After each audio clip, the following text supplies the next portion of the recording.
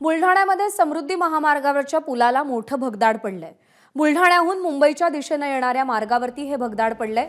मुंबई कॉरिडॉरवरती चेनेश 332.6 वरती पुलाला भगदाड पडलेलं आहे। मुंबईकडे जाणाऱ्या मार्गावरती हे मोठं भगदाड पडलंय आणि 15 दिवसांपासून इथल्या 2 लेन बंद आहेत।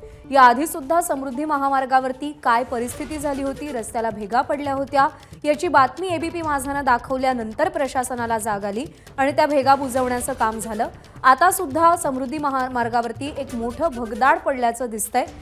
बुलढाण्याजवळ हा सगळा प्रकार समोर आलाय। 10 दिवस झाले गड्डा पडून इथं बॅरिगेटिंग लावलेली आहे। रात्री मी शेतामध्ये आलो होतो तर इथं जेव्हा ओव्हरटेकिंगसाठी गाड्या येतात फास्ट, पाठीमागून रस्ता क्लिअर असल्यामुळे तर इथं ॲक्सिडेंट होण्याची जास्त संभावना आहे। इथं ओव्हरटेकिंग लेनमध्ये फक्त एक लेन चालू आहे। म्हणजे शासनाचा जनतेच्या जीवाशी हा खेळ असायला असं म्हणायला काही हरकत नाही। संजय महाजन आपले प्रतिनिधी सध्या आपल्यासोबतच। संजय, समृद्धी महामार्ग सातत्यानं चर्चेत असतो तो अपघातांमुळे। गेल्या 15 दिवसात दुसऱ्यांदा समृद्धी महामार्गाच्या दुरावस्थेची घटना समोर आली आहे। नक्कीच प्रज्ञा, आपण जर का बघितलं तर नागपूर मुंबई समृद्धी या महामार्गाला सुरू होऊन जेमतेम 1 ते 1.25 वर्ष उलटलंय। मात्र या महामार्गाच्या जो कामाचा दर्जा आहे आता समोर येत आहे।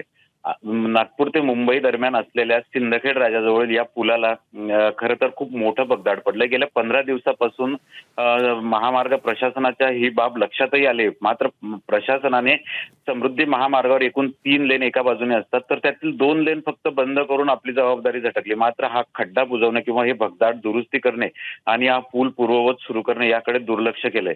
यामुळे होतंय काय की भरधाव येणारे वाहन जे आहेत त्यांना अचानक पुलावरील 2 लेन बंद असल्याने त्यांना 1 लेनकडे गाडी वळवावी लागते आणि यामुळे मोठ्या अपघाताची शक्यता निर्माण झालेली आहे। प्रज्ञा, त्यामुळे प्रशासनाला लवकर जाग येईल अशी अपेक्षा आहे आणि हा खड्डा बुजवून, हे भगदाड बुजवून प्रशासन त्या संदर्भात कारवाई करेल अशी ही अपेक्षा आहे। संजय, धन्यवाद दिलेल्या माहितीसाठी।